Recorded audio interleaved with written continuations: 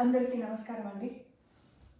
ఇక్కడికొచ్చిన వాళ్ళకందరికీ you know that I've come here after a while and Mali I've been to the driving classes and all and he's my guru at that place and వాళ్ళు ఎలా నేర్పిస్తున్నారు, ఎంతమందికి నేర్పించారు, వాళ్ళ experience గురించి అడుగుదామని I have requested him and he's been so sweet. ఎవరు ఏంటి పేరు కనుక్కొని తెలుసుకుందాం, ఏం చేశారు ఏంటి, మనం ఏం నేర్చుకోవచ్చు. Let's pick up from there. So sir, namaste. Namaste. What's your name, sir? Clayton Allen. Clayton Allen. So thank you for letting us know. Yes. So for how many years have you been doing this? 7 years now. 7 years now. Yes. Okay. And I saw that yesterday in the class you and your wife, Yes. Miss Lara, Mm-hmm. both of you were handling a lot of teenagers. Yes. And how is that journey like? Would you please let us know? Well, when you do things like this, you have to have a lot of patience Mm-hmm. and understanding Mm-hmm. because you have the teenagers and they're still new to the things in life and they're just starting to transition into adulthood. Mm-hmm. And driving a vehicle is an adult thing. It's a responsibility. Uh-huh. That I try to make them understand that. Mm-hmm. And did you feel that when you were teaching them driving, like when you're on the road, did you feel that the teenagers were hard for you to listen to? They were adamant, they were stubborn? Sometimes there's a student every now and then that can be difficult to teach. But for the most part, the teenagers, they try to do a good job and they listen. Mm-hmm. But just sometimes you'll hit a student that can be stubborn. And a lot of times it's because maybe they don't even want to drive. Maybe they can get pressure from their parents Mm-hmm. to drive. So there's different factors. But for the most part, I think the students do a pretty good job. Mm-hmm. And sir, according to you, what is the correct age for a person to start driving, for a teenager to start driving? Well, since in the state of Kansas you can get your permit at 14, Mm-hmm. I would say if you plan on driving when you turn 14, go ahead and get your permit. Mm-hmm. Because when you get your first permit, Mm-hmm. you have to hold it for an entire year before you move up a level. Mm-hmm. And the longer you wait, the more, the more Hard it's difficult. gonna be? Yes. Oh, I never know that. I thought we were supposed to wait before our brain really works and then. For me personally, I think 14 is a little bit too young, but Mhm. that's the law in Kansas. Mhm. I think 15 is a good age, but since the law says at 14 you can get a permit, Mhm. that's what I would tell students to do. And then, they go out with their parents, parking lots, different areas, small neighborhoods, Mhm. and really get that experience. And sir, yesterday in the class, as I told you, that the alcohol consumption Mm-hmm. and the way youngsters feel like I can take it, I'm a man now and all. So how is that you could motivate them to be away from the alcohol? Well, part of what we do, you saw that in the class, is we show some of the tragedies that have happened between drinking and driving. Mm-hmm. And we've had some incidents around town recently where younger drivers have been in accidents. Yeah. So we bring that up, and I just try to make them understand, like, to be their own person. Mm-hmm. Because a lot of times, when we're young and we're out with our friends, we want to fit in. And if someone else is doing something they shouldn't be doing, Mm-hmm. we may do it. Mm-hmm. And drinking is one of those things. So I just really try to make them understand that driving is a big responsibility, Mm-hmm. and it's incredibly irresponsible to drink and drive. I would say that 100% it is true. Yes. Yeah, because you're also, not only jeopardizing your life, but people around you and your family. You're putting everybody down. Everything, You're yes. just pulling everybody down. Mm-hmm. And sir, would you give me a little opening on how is that you could correlate to the peer pressure and speeding Mhm. You know, how they want to speed and they want to improve, you know, being older and all, as I told you. And as a psychologist, I feel there'll be a lot of peer pressure for them to prove There is a lot themselves of to be. pressure, yes. Yeah, so how is that you could, you know, uh, make them understand how is that you felt with your experiences? Well, part of that is like, you know, I talk with the parents Mhm. of these students, the young students, Mhm. and I tell them what we do when we're out on our drives and the importance that I put on certain things, especially the drinking and driving. Mhm. And I try to make like the student, like and the parents feel comfortable Mhm. because maybe a young person has been out somewhere and they've been drinking, Mhm. but they could be afraid to call their mom or dad Mhm. because they're going to get yelled at or get in trouble. You want the parents to understand that, you know, when they call you or they reach out to you, Mhm. that's still a lot better than getting behind the wheel of a vehicle. Yeah. And try not to be too angry with your children. I know that was actually my next question. That whoever is teaching, because I have come with you for almost 4 hours now, Mm-hmm. right? And I have never seen you agitated. I've never seen your voice go all the way high. I've never seen your eyes rolling all over on me and all that. I've seen you pretty much very well balanced no matter Yes. what happened. I understand that when you're teaching all different kind of ages and all different kind of interculture Mm-hmm. people, things happen and you react. So Right. with the experience level you have, you're pretty much balanced. So how is that you got into this moment, and what do you tell the parents who are trying to help the youngsters to be on the wheel and be correct and be doing everything? Well, I don't know. Part of it is that I am just naturally kind of a mellow, easygoing person. And I don't know if that's because when I was growing up, I was the youngest. Mm-hmm. And most of my brothers and sisters, they moved out before I was growing up. So I was kind of a lonely child. Mm-hmm. So I was able to, I spent a lot of time to myself. I just kind of naturally became a quiet, mellow, easygoing person. And when I'm out driving with the students, I think they pick up on that and they're able to relax. Mm-hmm. And I think that helps. And I think the parents, at least I hope they can tell that, you know, that their kids are safe with me. Because I know it's a really big responsibility on my part. I mean, I have your child in my car. Yes. So I take that serious and I want to do a good job for them. Mm-hmm. And what if I wanted to say, jot it down into 2 points for parents? Mm-hmm. What 2 points of advice you want to give for the parents in specific? I would say that the first one would be just to get out there and drive with them. Mm-hmm. Because a lot of the young people around here, they play like a lot of sports, other activities. And I try to make them understand that driving is as important as going to football practice or Mhm. baseball practice. Mm-hmm. So I would encourage parents to get out there with their kids and just drive.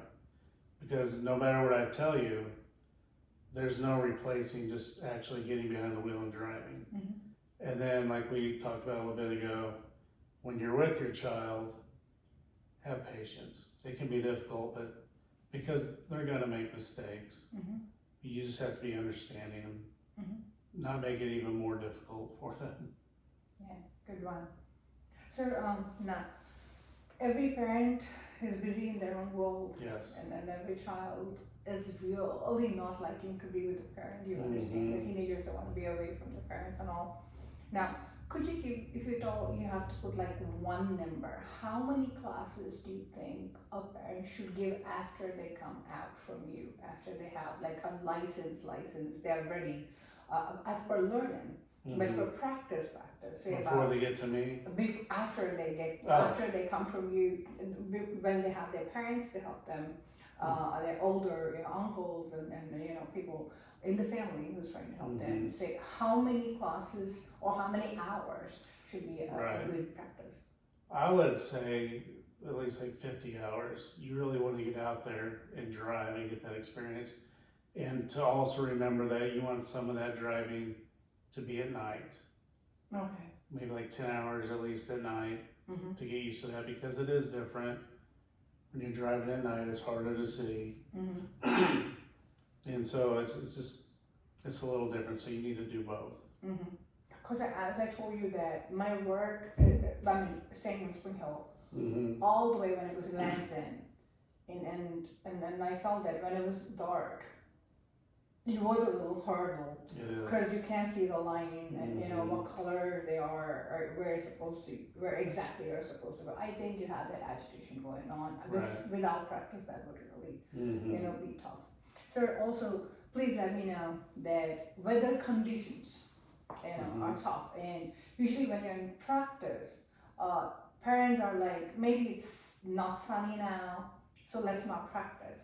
So when they're not practicing with their parents with the different weathers, Mm-hmm. and they end up driving by themselves, I feel as a psychologist, anxiety will kick in. Yes. So from a teacher point of view, how many classes do you think they should have in an opera with a different kind of weather also? I would say maybe 5 to 10, depending on how good your student is, your child, because everybody's kind of at a different skill level. But you definitely want to get them out there in the weather. And like I've gone out with students like in the snow and ice, but I'll take them to like a parking lot, and then we'll go and I'll just tell them to hit your brake really hard, because this is what it feels like when you're sliding on ice or you're on snow. And then we'll practice turning in the snow and ice, because that's a little different. You always want to be a little more cautious.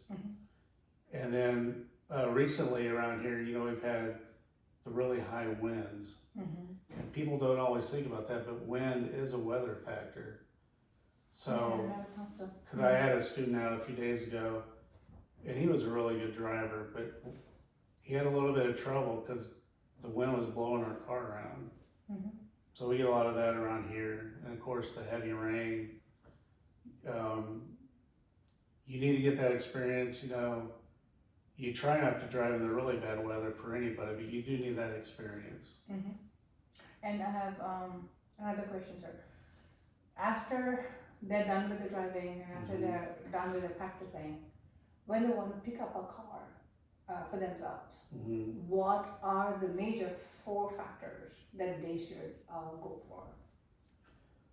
I would think that the big factors is one, affordability, because typically when you're younger, you don't have as much money, and when you have a child that goes and they're getting older and they start to drive and they want a car, that's another financial burden on your parents too, because you're paying for insurance.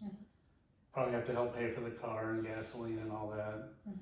And then I would definitely have safety in mind. And most modern cars now are pretty safe, but I would do research on cars that you're looking at and see maybe which ones are safer than others. I know we've talked about like the Toyotas tend to be safer cars. I really like those. It's a good start, and maybe like until the first 5 years to 10 years, I'm sure. And then something young people don't really think about is how expensive is insurance. Because if you want a Mustang, that insurance is going to be more expensive than it would be for like a Camry, Toyota Camry. So you need to think about that too. I mean, can you actually afford to drive this vehicle? You don't want to buy it and then it just sits in your driveway because you can't afford gas or insurance. And sir, there's so many kids who would want to go for a second-hand car, because it's like in like 5-6 grand they're gonna get done with it, and they have a car for themselves, and then they like that feeling and all. So if I want to buy a second-hand car, would you please tell me 3 factors as what is that I need to check? I would check on like how many miles does the car have on it. Would be the first thing I look at. And one thing I would do, and I have done with cars that my daughter has looked at, is cars that we've looked at, you can go to the auto parts store, and they will hook up a code reader, and they can tell you if there's any major problems with the vehicle, because the computer sends out codes when something is wrong. So I would do that, and then of course I would talk about affordability. I mean, that's always a factor. Cool. And so, me being a woman, I shouldn't say that, but you have to understand that when men and the fathers are teaching kids, it would be a lot easier. Because when women, moms, are teaching kids, we are more emotional, because we're more scared, or we put all of our emotion focused on a different level of voice and all kind of stuff. So I'm not being gender biased and all that, but as a master, I mean, from a psychologist's point of view, I would just say for first couple of classes, let the father handle it. Not that women are any, down with any behavior, but it's more easier for the kids to, get them developed. And then once they're already into a tuned behavior, women can always, join, and then it'll be more easier. Well, this is a psychologist's point of view, but as a master from this field, would you agree with me, or do you disagree with me, or? Well, one of the things I ask my students when we're out driving around is, do you have a parent that's easier to drive with than the other one? That's a good question. And there's almost always, they're easier with one parent than the other one. And I know, like, teaching my daughter how to drive, my wife's told me that I had to do it all. She wanted me to just to teach her. But yeah, I would say a lot of times maybe the dad is a little easier at first driving with. And I'm not really sure why. I can remember in my youth when I was driving, I did some silly things probably that I shouldn't have done, driving too fast, things like that. So maybe dads can be a little more understanding to start with, maybe. And I've always felt like, from doing this with so many students, that generally speaking, at a young age, girls are better drivers. To start with. And because girls kind of listen to, instruction as is and try to perform and not try to add their own, inputs into it and then try to experiment. They tend to be a little more mature. And more responsible also, because they're seeing their mom and their dad, working. Thank you so much, sir. Thank you so much for your time, and thank you for igniting us with your wisdom you have. Yeah, no problem. It was a wonderful time yesterday, and this is our third encounter, I It is. believe. And one last question before I say bye. Now with different culture people, you had I don't know. I'm an Indian for sure, and then there's Vietnamese, as you said, and so on and so forth. How was that? It was a little, that you had to cope up with different, culture, different language, and because in India we drive with a different possession being, and here it's different. And I keep telling you the differences between how we drive there and how we drive here, and the speed limits and so on and so forth. Was it a little more patient you needed with those kids, or? Yes, it is. Because I've driven, like, you're from India, right? I've driven with other, adults from India before.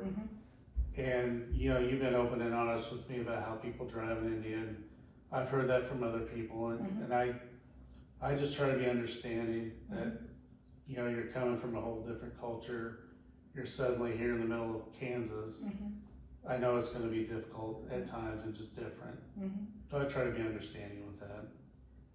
Thank you, sir. It was very encouraging, as because the differences would no longer pop up onto my screen when you were with me. So I've been driving myself for years together, but it was in different country. So from here, when I'm trying to drive, if I have that experience in my mind, it would just mess it up. Instead of I would just start it as a fresh paper, not even using my older experiences from the same country. Right. It would obviously help me more. Would you agree? I would agree, yes, Yeah. for sure. Thank you so much, Sarah. Yeah, you're It was welcome. really, really, really fun, talking with you. Good, thank you. Namaste. Namaste.